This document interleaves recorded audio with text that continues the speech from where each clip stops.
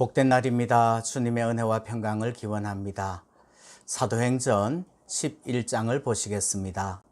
유대에 있는 사도들과 형제들이 이방인들도 하나님의 말씀을 받았다 함을 들었더니 베드로가 예루살렘에 올라갔을 때에 할례자들이 비난하여 이르되 네가 무할례자의 집에 들어가 함께 먹었다 하니 베드로가 그들에게 이 일을 차례로 설명하여 이르되 내가 욥바시에서 기도할 때에 황홀한 중에 환상을 보니 큰 보자기 같은 그릇이 내 귀에 매여 하늘로부터 내려 내 앞에까지 드리워지거늘 이것을 주목하여 보니 땅에 네 발 가진 것과 들짐승과 기는 것과 공중에 나는 것들이 보이더라. 또 들으니 소리 있어 내게 이르되 베드로야 일어나 잡아먹으라 하거늘 내가 이르되 주님 그럴 수 없나이다. 속되거나 깨끗하지 아니한 것은 결코 내 입에 들어간 일이 없나이다 하니 또 하늘로부터 두 번째 소리 있어 내게 이르되 하나님이 깨끗하게 하신 것을 내가 속되다고 하지 말라 하더라. 이런 일이 세 번 있은 후에 모든 것이 다시 하늘로 끌려 올라가더라.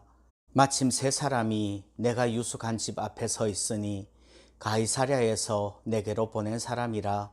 성령이 내게 명하사 아무 의심 말고 함께 가라 하시매 이 여섯 형제도 나와 함께 가서 그 사람의 집에 들어가니 그가 우리에게 말하기를 천사가 내 집에 서서 말하되 네가 사람을 요바에 보내어 베드로라 하는 시몬을 청하라. 그가 너와 내 온 집이 구원받을 말씀을 네게 이르리라 함을 보았다 하거늘 내가 말을 시작할 때에 성령이 그들에게 임하시기를 처음 우리에게 하신 것과 같이 하는지라. 내가 주의 말씀에 요한은 물로 세례를 베풀었으나 너희는 성령으로 세례를 받으리라 하신 것이 생각났노라. 그런즉 하나님이 우리가 주 예수 그리스도를 믿을 때에 주신 것과 같은 선물을 그들에게도 주셨으니 내가 누구이기에 하나님을 능히 맡겠느냐 하더라.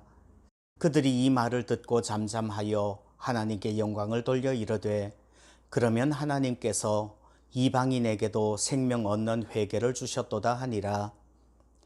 그때에 스데반의 일로 일어난 환란으로 말미암아 흩어진 자들이 베니게와 구브로와 안디옥까지 이르러 유대인에게만 말씀을 전하는데 그 중에 구브로와 구레네 몇 사람이 안디옥에 이르러 헬라인에게도 말하여 주 예수를 전파하니 주의 손이 그들과 함께 하심에 수많은 사람들이 믿고 주께 돌아오더라. 예루살렘 교회가 이 사람들의 소문을 듣고 바나바를 안디옥까지 보내니 그가 이르러 하나님의 은혜를 보고 기뻐하여 모든 사람에게 굳건한 마음으로 주와 함께 머물러 있으라 권하니 바나바는 착한 사람이요 성령과 믿음이 충만한 사람이라. 이에 큰 무리가 주께 더하여지더라. 바나바가 사울을 찾으러 다소에 가서 만남에 안디옥에 데리고 와서 둘이 교회에 1년간 모여 있어 큰 무리를 가르쳤고 제자들이 안디옥에서 비로소 그리스도인이라 일컬음을 받게 되었더라.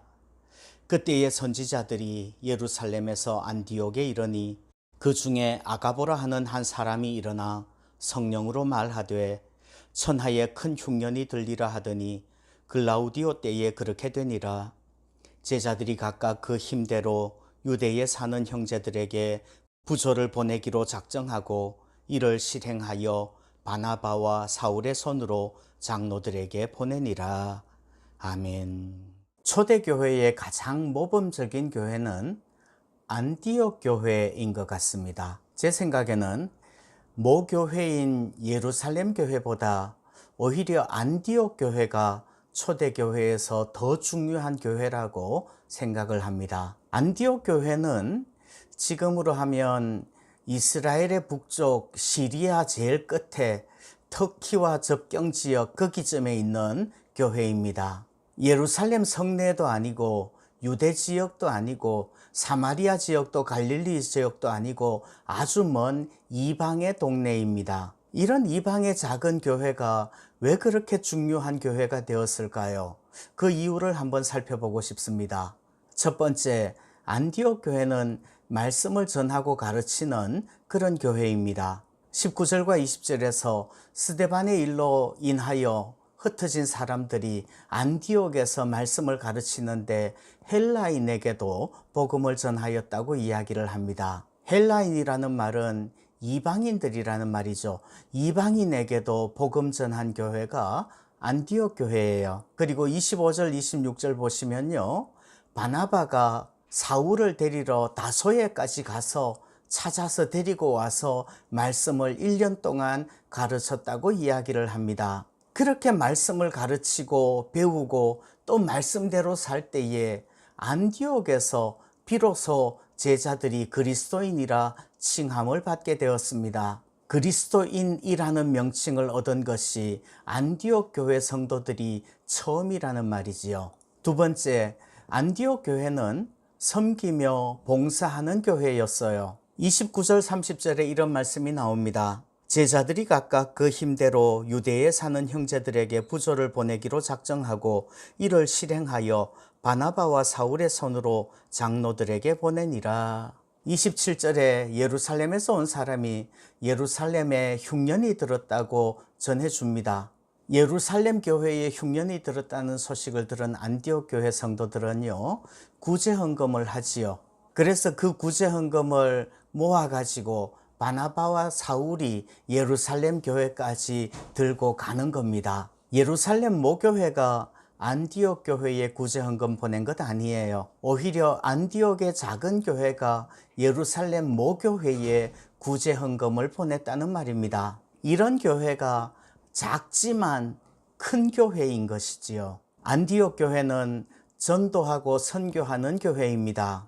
20절 21절에서 안디옥에서는 헬라인에게도 전도하였다라는 말을 하였는데요.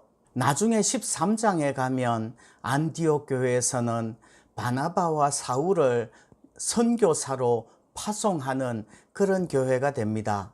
초대교회에 선교사를 파송하는 첫 번째 교회인 것이지요. 바울의 1차, 2차, 3차 선교여행이다 이렇게 구분하는 것은 안디옥 교회에서 출발해서 안디옥 교회로 돌아오는 것을 기본으로 합니다. 초대교회의 선교의 거점이 안디옥 교회였다는 말이지요. 우리 성덕교회도 안디옥 교회와 같은 교회가 되기를 소원합니다.